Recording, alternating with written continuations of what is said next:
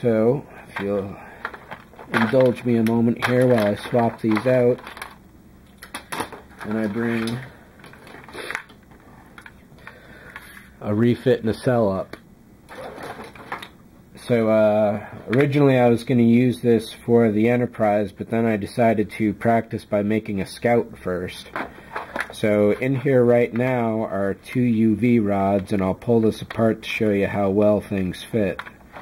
If you get a smaller rod, again these are the 1 foot versions. If you get a smaller one, the 6 or 4, I think there's probably a 3 and a 2 and so on. Those will fit into, of course, smaller model Enterprises or whatever Starfleet you want.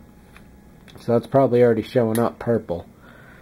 And yeah, it almost looks a little blue in the video viewfinder here, but it's distinctly purple in person, and it's turning everything white that it comes across purple as well. One of the problems with putting these in here is that you can see a distinct bar back there. In this case you can see 2 of them depending. It would be nice if you could get like 4 or 5 of them, but that would take too many transformers. And then putting them right against the glass would be the ideal. But in person this looks completely purple, and getting a pair of these going on the Enterprise with a really good paint job, that's going to be a really beautiful thing. Let me pull this apart here, turn it off first.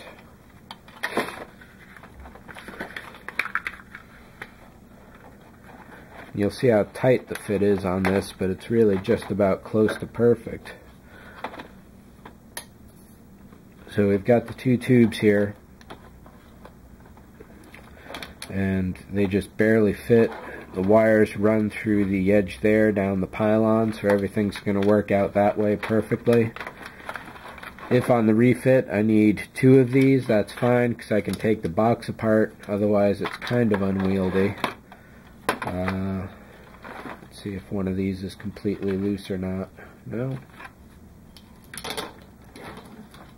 Here we go. So here's just the light rod itself, and this is not easily plugged into anything offhand. Otherwise I would light it up for you. But again, if you can get this to scale to whatever Star Wars figure you want, these make perfect lightsabers. It's stunning. And as you can see here, if this was laying straight across the back, 4 or 5 across, that would definitely be your ideal. Let me put this away before it breaks. The outside tube is nice simple plastic, but this tube is a vacuum glass, which is actually holding argon or some kind of crazy inert gas that lights up when you charge it. So that's why you have this wire out here exposed, because it's connecting each end there and causing the charge to go through it. So this entire length of wire you got to be very careful of. But so to get back to this one real quick, if we take out the purple UV and put in the blue,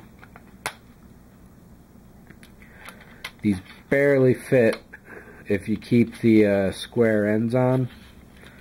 So if you pull them off, you will get a better fit overall at the tapered end there, at least. And probably if you maneuver them around, you can get some better angles to work on that. But this is the basic premise.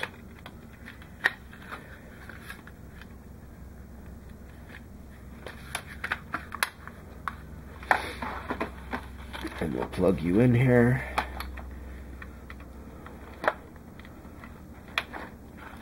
Now, if I was doing this while the transformer was live, the connections would be throwing sparks at me right now. It's that hazardous. And 2 blues. As you probably see, this is much brighter than the purples were, and it also looks good as well.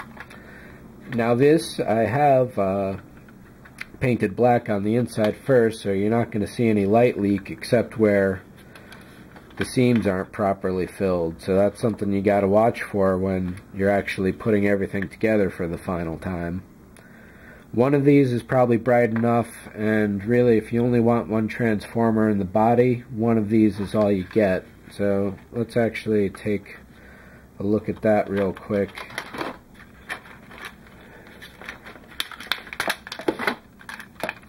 Just for an option.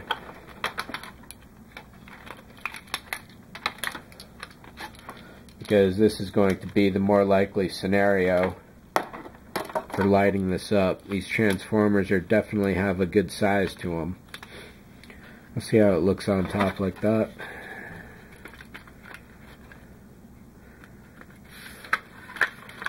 I'm expecting that once I actually go to do this, that I'm going to hide the single light above or below the area so you can't see it directly. But even one light here is putting off a huge amount of photons.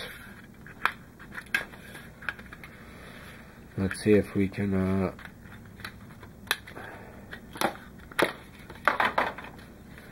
set this higher. So, yeah, it looks like you'd probably have to pull it out of its tube to get it completely out of sight. But again, putting it at the top and maybe some kind of reactive backing here or some sheet styrene.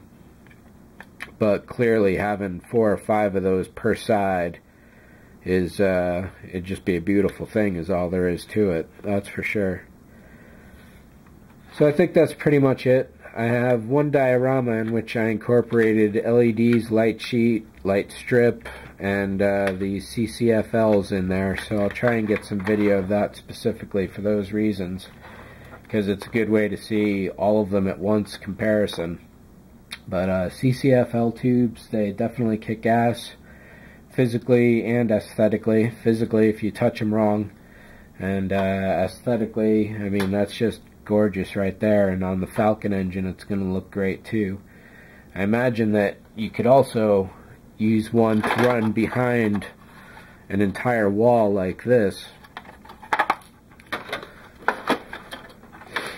Let's see offhand. But one is probably strong enough. Oh yeah, there's some good angles there. But I'm going to be doing fiber optics on this model, and I'll do some videos for that later on too.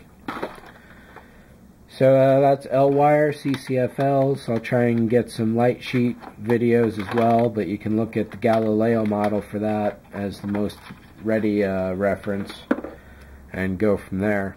And otherwise, I think that's about it for now. Catch you later.